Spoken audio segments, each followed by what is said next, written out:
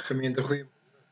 Ons teksgedeelte vanoggend kom uit Deuteronomium hoofstuk 7 hier vanaf vers 6 tot en met vers 9. En ek lees ons die volgende woorde: Jy is 'n volk wat vir die Here jou God afgesonder is. Vir jou het die Here jou God gekies om met al die volke op die aarde sy eiendomsvolk te wees.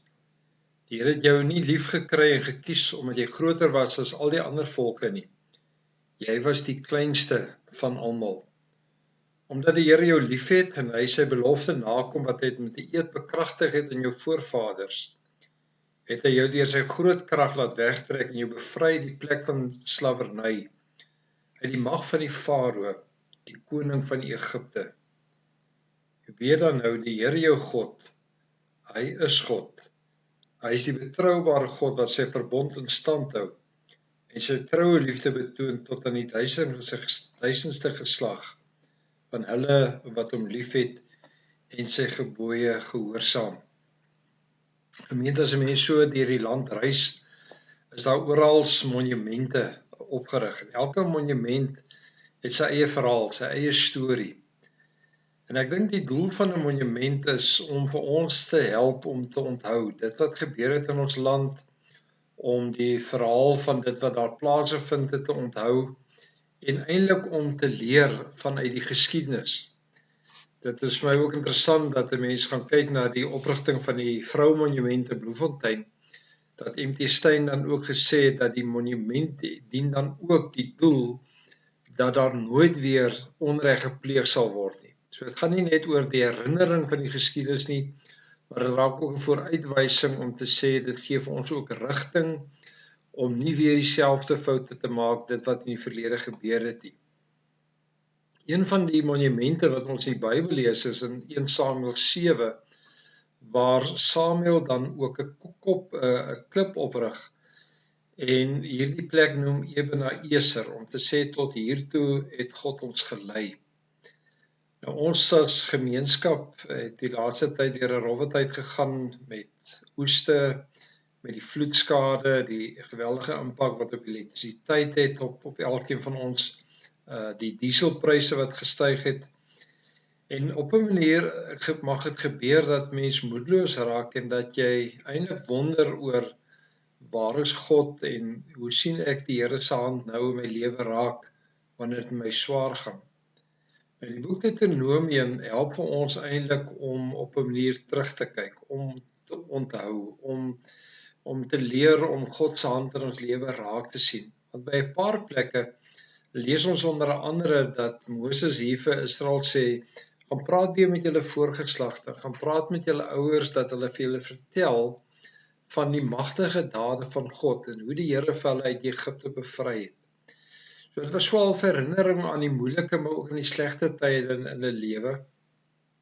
Dat hy vir hulle gesê het, maar jy mag nie vergeet nie, en daarmee saam eintlik die oproep om te sê, jy mag nooit ander gode bo God kies nie, want God is 'n jaloerse God. God eis gehoorsaamheid ook aan sy kinders. En word Deuteronomium op 'n manier 'n monument om vir ons te help om terug te kyk en eintlik om God se hand in ons lewe raak te sien.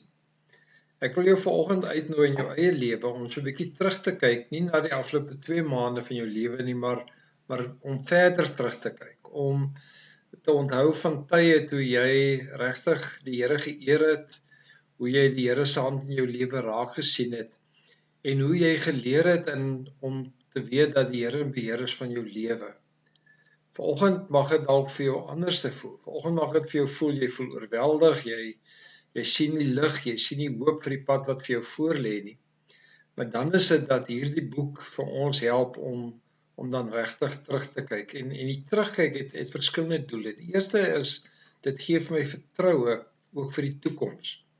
Want ek dink dis een ding wat Moses reg kry is, dat wanneer hy praat oor die onsekerheid van die toekoms, dan vat hy hulle terug na die verlede. En uit die verlede word hulle herinner aan God se trou. En die trou van die Here word dan ook die bron van vertroue vir hulle om vorentoe te kyk, om die toekoms te kan ingaan te sê, maar God was nog altyd daar, so sal God ook vandag en môre ook daar wees, ook vir my en vir jou ook in ons lewe. Die tweede is natuurlik dat dit vir ons ook perspektief gee op die lewe. Ons kan so vasstaar nou in die vloede, die elektrisiteit, die dieselpryse. Maar as ons mens terugkyk, dan word ons herinner, daar was ook sulke tye in ons lewe. Daar was ook tye toe dit swaar gegaan het, toe dit ekonomies met ons swaar gegaan het, toe ons deur persoonlike krisistye in ons lewe gegaan het. En kyk 'n mens terug, dan word ons herinner God wat vir ons deurgedra het, ook deur daardie omstandighede. Ons sien dit in hoofstuk 4, vers 32, dat hy sê, gaan kyk weer na die verre verlede. Word herinner aan die magtige dade van God, en dit gee vir ons perspektief op die lewe om te sê, die nou gaan verby, want dit gaan oor God wat getrou is in ons lewe. Daarom in die derde plek sê ons, dit gee vir ons koers, dit help vir ons om te bly op die pad wat die Here vir ons aangewys het, om te volhard, om te sê, Here, ek gaan nou deur 'n persoonlike krisis, maar ek stap hierdie pad in geloof en die verwagting dat U vir my sal deurdra en uitkoms gee. Dit word ook natuurlik herinnering nie net aan wie ons is nie, maar wie sin ons is, naamlik dat ons God se kinders is. En ons lees dit in die gedeelte wat ons vanoggend saam gelees het, dat die Here hierso sê dat hy ons liefgehad het, dat hy vir ons gekies het, afgesonder het as sy volk. En beteken dit dat die toekoms dalk onseker mag wees, maar ons weet aan wie ons behoort. Ons weet dat God getrou is, dat die Here vir ons deur elke situasie dan ook sal dra. Natuurlik help dit vir ons om uit die verlede te leer, om ons foute raak te sien, om te sê dat ons nie weer dieselfde foute wil maak nie. Daarom lees ons in hoofstuk 6 vers 16 dat hy sê, jy mag nie die geduld van die Here jou God op die proef stel, soos julle by Massa gedoen het nie. So Israel word geleer om te sê, leer uit jou foute, maak reg dit wat jy verkeerd gedoen het. Volgende punt is dat dit vir ons altyd help om nie hoogmoedig te raak nie, want dit is nie ek en jy wat die sukses in ons lewe bepaal nie. Dit is God wat dit vir jou gee. Daarom lees ons in hoofstuk 8, maar jy moet die Here jou God nie vergeet nie, want dit is hy wat vir die krag gee om die rykdom te verwerf. Dit is nie jy nie, maar dit is die Here wat vir jou die krag gegee het om tot nou toe 'n sukses van jou lewe te kon maak. Beteken dit dan ook dat ons met deernis moet kyk na mense wat deur dieselfde moeilike omstandighede gaan. En so wil ek jou vanoggend uitnooi en sê, kyk terug. In die terugkyk word herinner daarin om toegewy te leef aan die Here. Rig 'n monument op, ewen na Ester om te sê, tot hier toe het God my gelei. God sal my ook verder lei. Want die verlede help vir my om God raak te sien en te weet, ek en jy is nie alleen nie. Kom ons bid saam. Here, seën vir ons en help vir ons om aan U vas te hou. Amen.